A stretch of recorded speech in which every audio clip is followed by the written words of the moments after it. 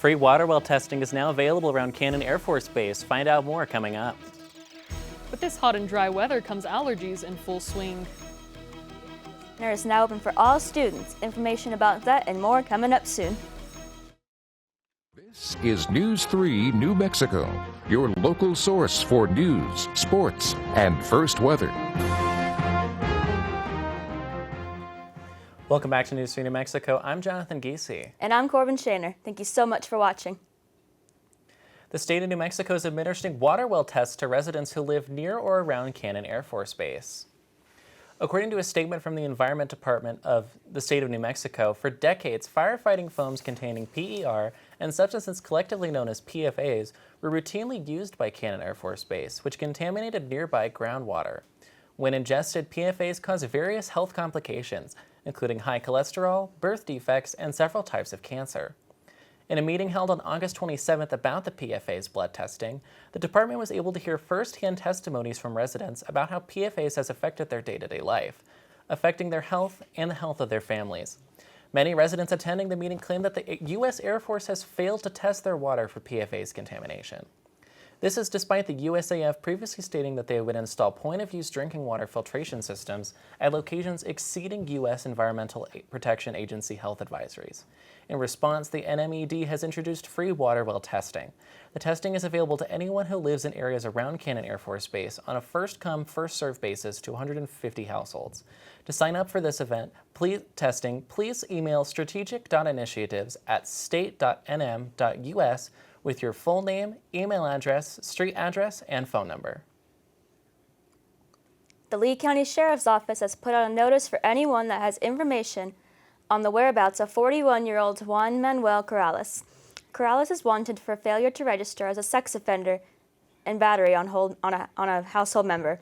He was convicted of an attempt to commit criminal sexual penetration and is not complying with New Mexico sex offender registration laws. If you have any information, please contact Lee County Law Enforcement at 575-396-3611 or Lee County Crime Stoppers at 575-393-8005. Residents of Portales have a new way of meeting their fitness goals thanks to the new fitness center on Eastern New Mexico University's campus. Charity Benza has more on the efforts of the National Fitness Campaign.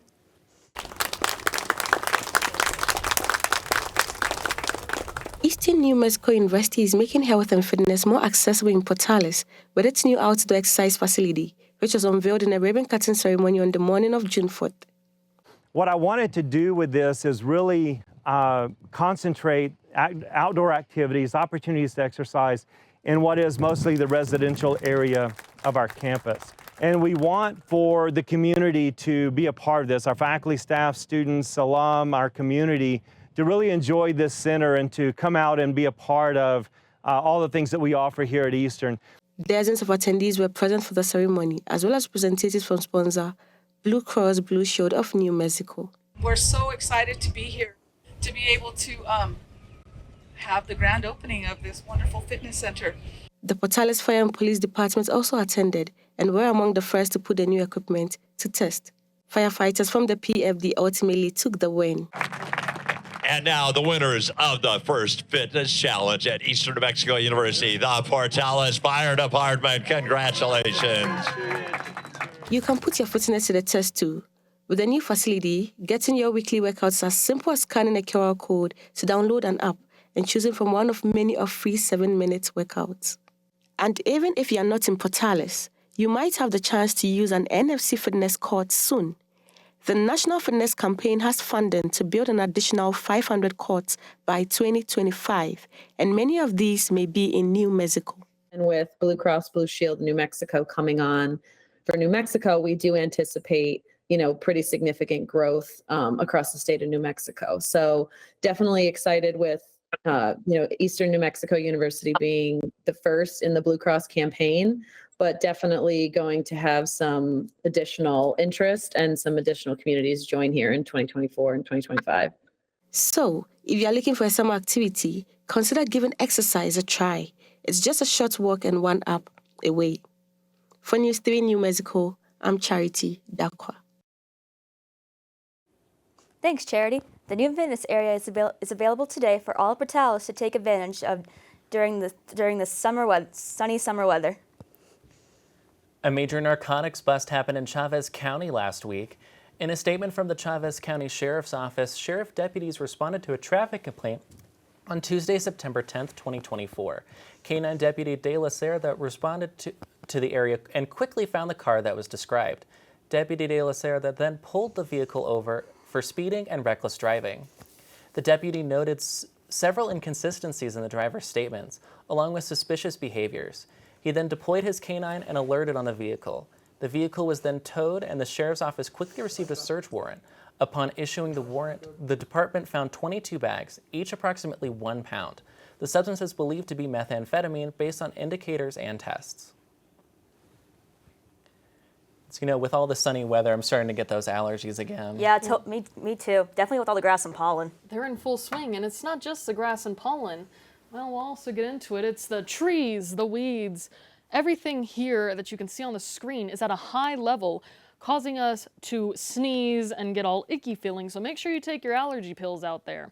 We're as well experiencing some very high temperatures down in the eastern part of the state, with Roswell at 95 and Portales at 91. And Farmington and Gallup at 77 and 76. Really wish I was getting that cool weather. We'll be experiencing these going in through the week, staying in the 90s and the 80s throughout. Back to y'all at the desk. Thanks, Lainey. The city of Carlsbad, New Mexico is hosting their annual Energy Summit on October 17th. This year's summit is themed 100 Years of Oil and Gas. Will gather industry leaders, policymakers, and stakeholders to discuss the role of oil and gas in Carlsbad. The theme goes along with celebrating a century of innovation, economic contributions, and advancements in energy production. The event is scheduled to kick off at 8 a.m. that morning and last till 1:30 p.m. The event will also feature special guest Sarah Thompson, the first NFL female official. For more information, you can visit www.carlsbadenergysummit.com. Hunger is one of the biggest issues facing New Mexicans, but help is out there. News 3 New Mexico's Hannah Knight has more. New Mexico, roughly 1 in 5 children and 1 in 7 New Mexicans is at risk of hunger.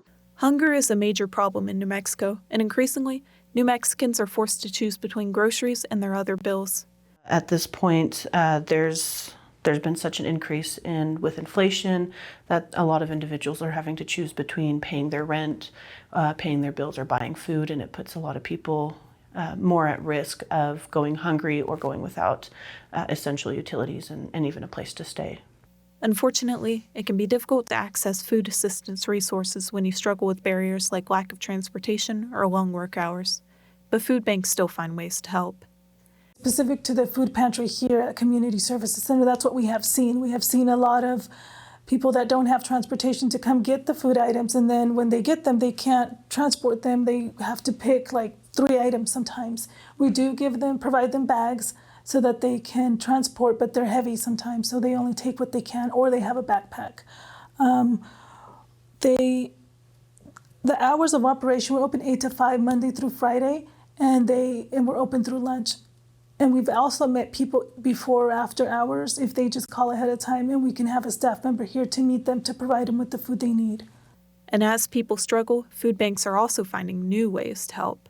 Lourdes Terrazas and Mercedes Irigoyen from Portales Community Services Center have more to share.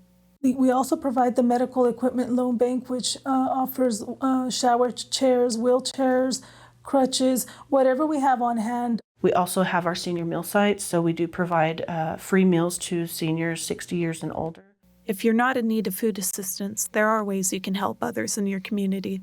One of the ways that people can get involved and help their local neighbor is really by being a part of the Hunger Relief Network and making sure that you're supporting those local hunger relief organizations that are bringing food to your neighbors that need that assistance right now. We do rely a lot on individuals deciding to donate food. We even have individuals who donate medical equipment, so that way we can even provide stuff as far as medical equipment aid to people. They donate food, money, which helps us buy the food. We rely on even volunteers who can come in and assist us with making our meals for our home delivered seniors who aren't able to come into the meal site to get that food, so we deliver to them. Individuals who come in and even help us volunteer for the food pantry and food drives as well. And if you're in need of help, resources are out there. Sonia Warwick from the Roadrunner Food Bank has the perfect tool for finding help. You know, we have a food finder map, if you will, on our website. When you visit rrfb.org, just click the Find Food Help button. You'll scroll to the area where the map is located. Enter your zip code where it shows that a zip code would go. When you click enter, a list of locations that we supply food to will populate.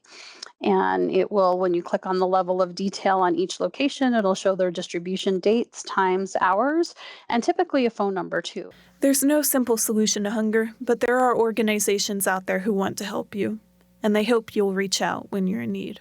For News 3 New Mexico, I'm Hannah Knight. Thanks, Hannah. Beyond local resources, the Roadrunner Food Finder map is a great way to find help. The Professional Armed Forces Rodeo Association is holding the World Championship Rodeo at the Curry County Event Center in Clovis. The event is set to take place from September 19th to the 21st, with the admissions cost being $12 all 3 days. The rodeo starts on Thursday and Friday at 6:30 p.m. and on Saturday at 3 p.m. The event features such contests as breakaway roping, bull riding, cowboy mounted shooting, and more. The event also features Sam Riggs live in concert. You can see this performance by paying $45 on Saturday instead of the regular $12 fee. To book your tickets, you can scan the QR code on your screen or visit the website at rodeopafra.com. Coming up after the break, Lainey will have her full weather report for you. But first, here's a look at today's stock market, financial market.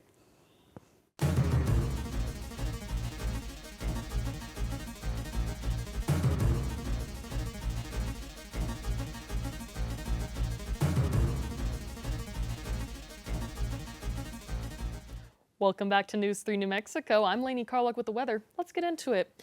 So looking at the map over here, we can see that we have some rain up in the California area, as well as coming down here, we can see that Washington and New York slightly are being hit with some rain today. That will continue on throughout the week. Let's go back to the current temperatures of today. Looking at the lows up in Farmington, Gallup, and Raton in the 70s, coming back down into the eastern part in the 90s, hitting up at the highs of 95 in Roswell. But luckily, we'll be having some nice lows tonight, going down into 70 in Roswell, 66 in Portales, and 64 in Clovis, with some really low lows at 46, 50, 42 in Gallup, Farmington, and Raton. Tomorrow's highs will be a scorching 99 in Roswell, 95 in Portales, and 94 in Clovis, heating up at 97 in Carlsbad. Although Farmington, Gallup, and Raton will all be resting at 81, which are nice and comfortable temperatures. We'll also be seeing Albuquerque at 87 and Socorro at 91, as well as Santa Rosa at 92. Moving into our 7-day forecast, we want to look at rain coming to Roswell on Friday with a 37% chance, as well as going into the 90s and moving into the 80s and finally 70s on Wednesday as we go through the week. Our lows will be in the 70s, 60s, and 50s consecutively going in. Carlsbad will be experiencing a little bit of cloudy weather going into the week and weekend as we experience 90s and 80s going down to 78 on Wednesday. 70s starting out the week for the lows and going into the 60s and 50s with a low of 57 on Sunday evening. Tucumcari coming in with 2 storms, Friday and Saturday, with a 39% chance of scattered showers on Friday, and Saturday with thunderstorms with a 66% chance. Going at 91 starting out and slowly decreasing down into the 80s and finally the 70s, hitting a low of 71 on Sunday. We're getting into the lows of 60s and steadily decreasing into the 50s and even 40s Sunday night at 46. As we finish off with Portales, Portales will be experiencing some much needed rain on Saturday and Tuesday with 46% chance of scattered showers on Saturday and a 34% chance of scattered showers on Tuesday with 90s, 80s, and 70s as our highs. Man, you would think in September we'd be like more in the low 70s. You would think so, but we really haven't hit that fall weather yet. I know, I'm looking forward to that rain. Yeah, me too. I love rain. It's going to make a nice, cool comeback for the rest of our week. So hopefully we'll be experiencing some better weather going into next week. I feel bad for Roswell and Carlsbad, though. All right, we'll be right back after this break. Welcome back. Yesterday was National Register to Vote Day in the United States, and there is still time to do so for the upcoming election in November. According to Census.gov, in 2016 election, peoples ages 18 to 29 had a less than 50% turnout at the election, but was also the only age group to see an increase in voters. The presidential and local elections are important to make sure you are represented by the people you want to represent you. New Mexicans can register to vote either online by typing the URL screen rock the vote or in person. Whereas for those in Texas, you need to register either in person or by mail, and you can access that form at votetexas.gov. And for more information on how to vote in your area or questions about voter eligibility, you can visit the government website at vote.gov. For the second time in a little more than 2 months, the 2024 race for the White House has been scrambled by an apparent assassination attempt of former President Donald Trump. Our Washington correspondent Julia Benbrook has the latest response from the U.S. leaders. In an interview with Fox News Digital, former President Donald Trump said that President Joe Biden and Vice President Kamala Harris's, quote, rhetoric is causing him to be shot at. But in the past, the Democratic side has pointed to Trump for raising the temperature of contemporary American politics. Now, as both sides express they're grateful the former president is okay, they wait on the investigation to play out and continue on the campaign trail. The FBI is investigating what appears to be an attempted assassination of former President Donald Trump at his Florida golf club over the weekend. Trump was not harmed in the incident. This is the second apparent attempt on Trump's life in a matter of months. The first one at a July campaign rally in Butler, Pennsylvania. In an email to his fundraising list on Sunday, Trump said his, quote, resolve is only stronger after another attempt on my life, adding, quote, I will never surrender. In a statement shortly after the shooting incident, his political opponent, Vice President Kamala Harris, wrote, quote, I am deeply disturbed by the possible assassination attempt of former President Trump today. As we gather the facts, I will be clear. I condemn political violence. We all must do our part to ensure that this incident does not lead to more violence. President Joe Biden, who also quickly condemned the violence, spoke to reporters Monday morning. Thank God the president's okay. One thing I want to make clear, the service needs more help. And I think Congress can respond to their needs if they in fact need more services. So that's what I'm talking about. When pressed about what type of help they would need, Biden responded, I think we need some more personnel. As the investigation into the apparent assassination attempt continues, the 2024 presidential candidates are hitting the campaign trail this week, making their pitch to voters in the final sprint toward Election Day. Sources say that Trump plans to attend his previously scheduled events. Reporting at the White House, I'm Julia Benbrook. The suspect for the assassination attempt is Ryan Ruth, and he has been charged with felon in possession of a firearm with an obliterated serial number. Coming up after the break, KJ will have his sports report and highlights for you, so stay tuned. Welcome back to News 3 New Mexico. I'm KJ Ford. Let's take a dive into the sports world. The ENMU Greyhounds took a close 26-20 loss at Angelo State as the game came down to the last possession. Ron Creighton was able to push through the pile of players and extend his touchdown streak to 3 games. Despite that, it was not enough for the Greyhounds. The Greyhounds look to have a big bounce-back game this Saturday at home against Midwestern State at 6 p.m. Now to high school football. On Friday, the Portales Rams were able to get back in the win column with a hard-fought 21-14 win versus West Las Vegas. The Rams now have a 2-2 record as they are set to take on Manzano this Saturday at 4 p.m. Meanwhile, the Lovington Wildcats football team is shaping up for yet another winning season. The Cats won Friday's conference game against Roswell by a score of 35-21. This win moves the Wildcats to 4-0 on the season. In the NFL, the Cowboys are still dealing with a stinging loss to the Saints on their own home turf.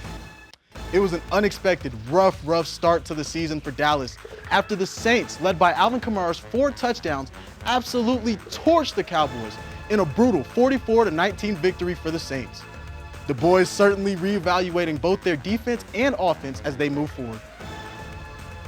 Also in the NFL, we got to see a great Monday Night Football game between the Atlanta Falcons and the Philadelphia Eagles. The game was back and forth for 4 quarters and came down to a well-executed game-winning drive led by Kirk Cousins for the Falcons to win 22-21. Tomorrow night, Week 3 of the NFL will kick off at 6:15 p.m. with Rodgers and the Jets hosting the New England Patriots for an AFC East rivalry game. The winner of this game will be in a race with the Buffalo Bills for a chance at the division title. How about a WNBA highlight? What a huge accomplishment for A'ja Wilson. Wilson became the first WNBA player to score 1,000 points in a single season when she finished with 29 points in the Las Vegas Aces' 84-71 win over the Connecticut Sun this past Sunday. The crowd gave Wilson a special ovation after her historic performance. That's all the sports I have for you right now. Good night. We'll see you on Friday.